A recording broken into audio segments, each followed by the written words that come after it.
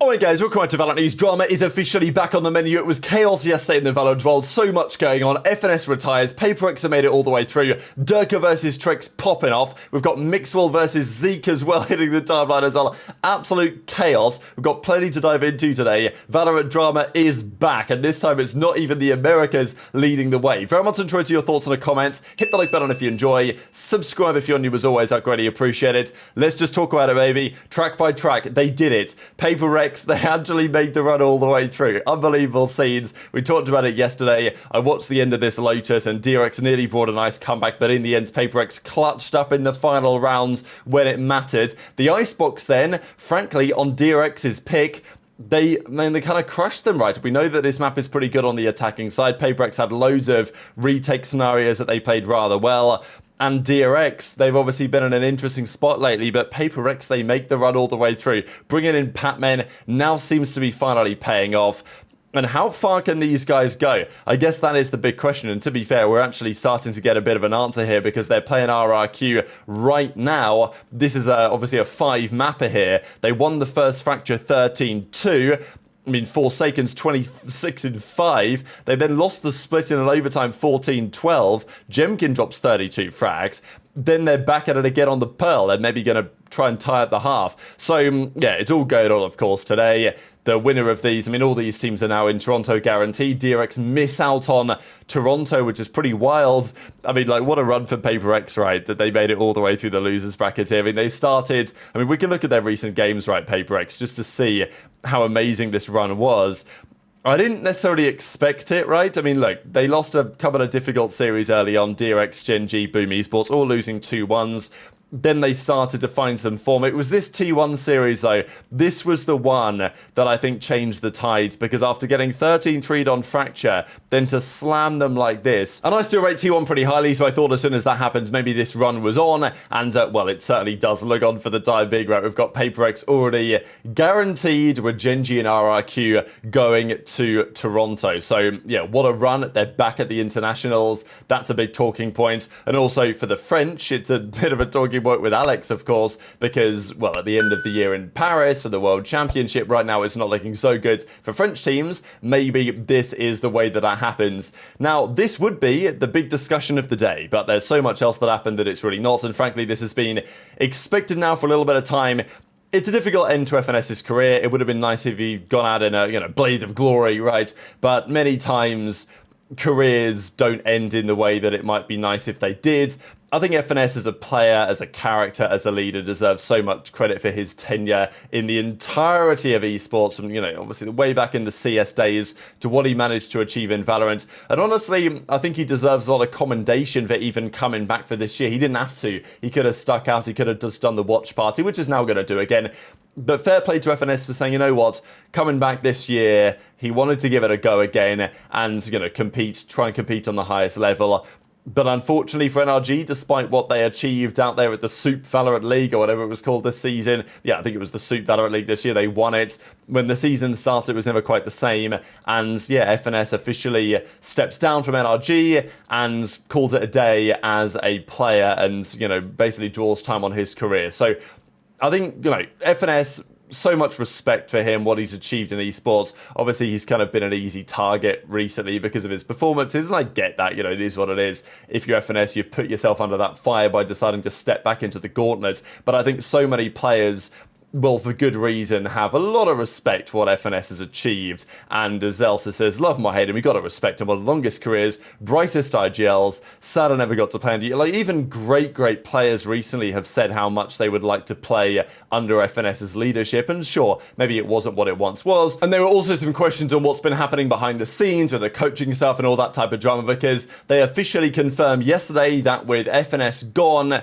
Scuba is coming in, as we rumoured over the last couple of days, and Bonkar is back. Now, this comes really as no great surprise. I think it was pretty clear to many that the whole Verno-Bonkar relationship at the start of the year anyway, Bonkar found his way out of the team when Verno was gone. Seemed like there was a big disagreement there with FNS. There was talk about Mike's recently having some disagreement with the way that the team wanted to go.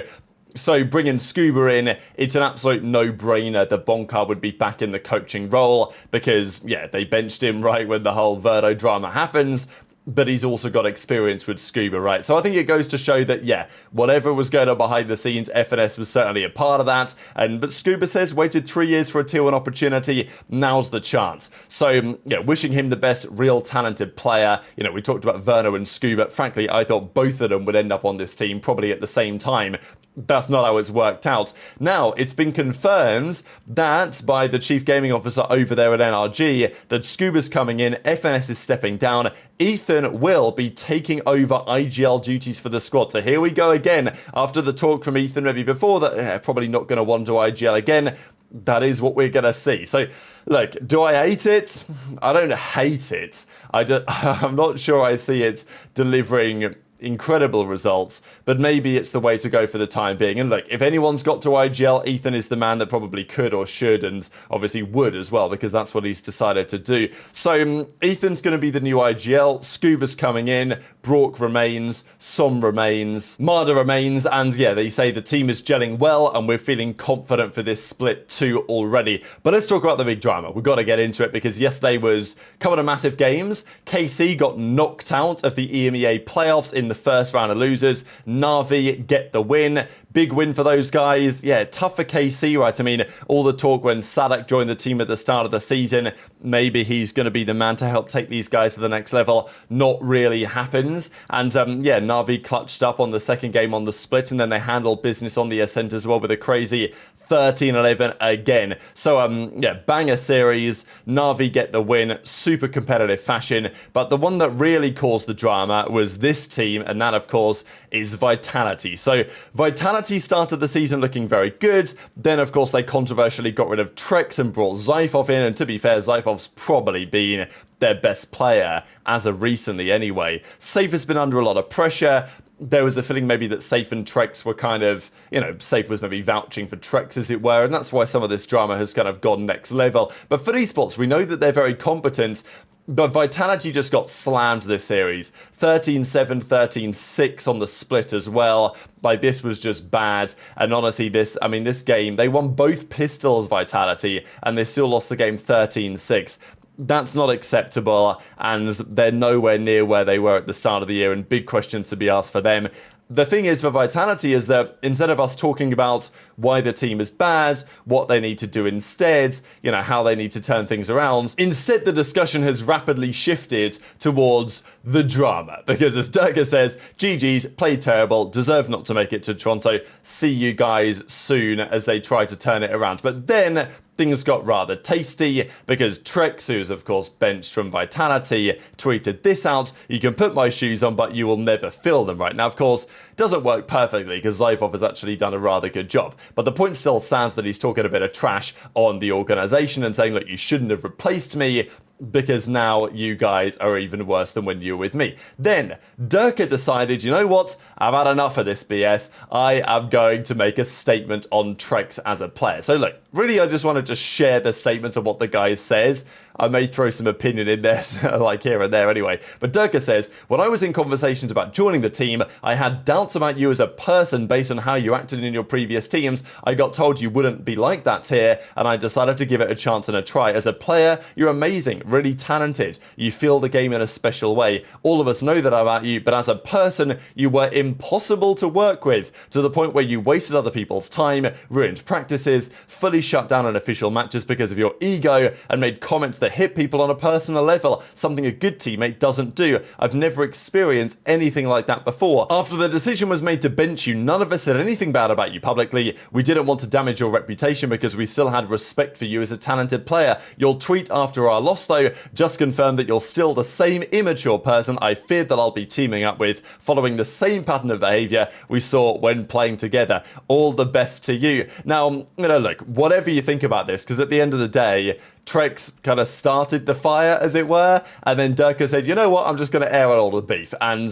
I may have held my tongue before, if I'm Derke, by not saying any of this stuff that he believes is true anyway behind the scenes. And it's not like we had loads of his teammates coming at us saying, oh, Derke, you went a bit too far here. Like, it feels like maybe there was also similar thoughts elsewhere anyway. Now, obviously, the replies to this were going crazy. And what I find funny about this is because, obviously, EMEA, Valorant was popping off because of the drama, but the American players, or not American, but from the Americas, let's say, Aspas included, they decided they needed to get their impressions too. So even Aspas is in the replies here. He's dropping an 18,000 like bagger. We got Zelsis farming bundles. We got Mixwell, Valens here, Jorgamo, like even Vitality Apex, right? Of course, the Counter-Strike legend. He's here as well. Redux in the replies bout. I mean, like everyone's coming in the replies. Even BBL Esports hop in as well. So it's all going on. And then Trexx decides to respond to this and say the following: to make things clear, since you decided to go that deep, you guys asked me to come back 2 weeks ago after benching me, which I refused. So pretty interesting to air this, because obviously if Derke's right that he was a horrible teammate that never want to bring him back type thing,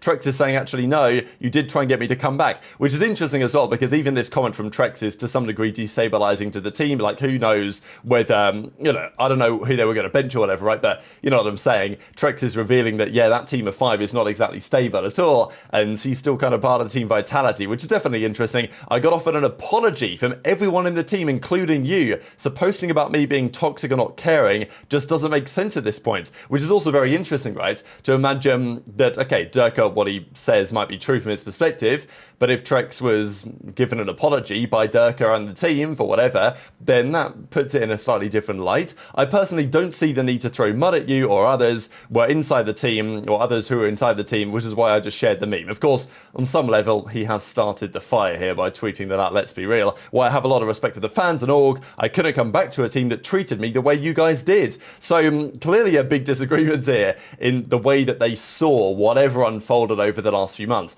Now, the reality is, Trexx is considered by some to be, you know, maybe a more difficult character. Derke is very well liked by the community. So whoever's right or wrong on this, because I think you can maybe even argue it either way, I don't necessarily think there is a right or a wrong without us knowing more information, but the fans are going to side with Derke because he has that community goodwill, and that community goodwill has been earned, to be fair. So, you know, that's how these things tend to work, is that people are going to take Derke's side because they like him, generally speaking. Whether that's fair and justified or not, you guys will have your perspective on that in the comments, I'm sure. Now, Angel commented on this as well, after, of course, getting the win on the day earlier, and said, if you want to criticize your teammate, the only acceptable way of doing it is to say, what do you think about doing this instead next time?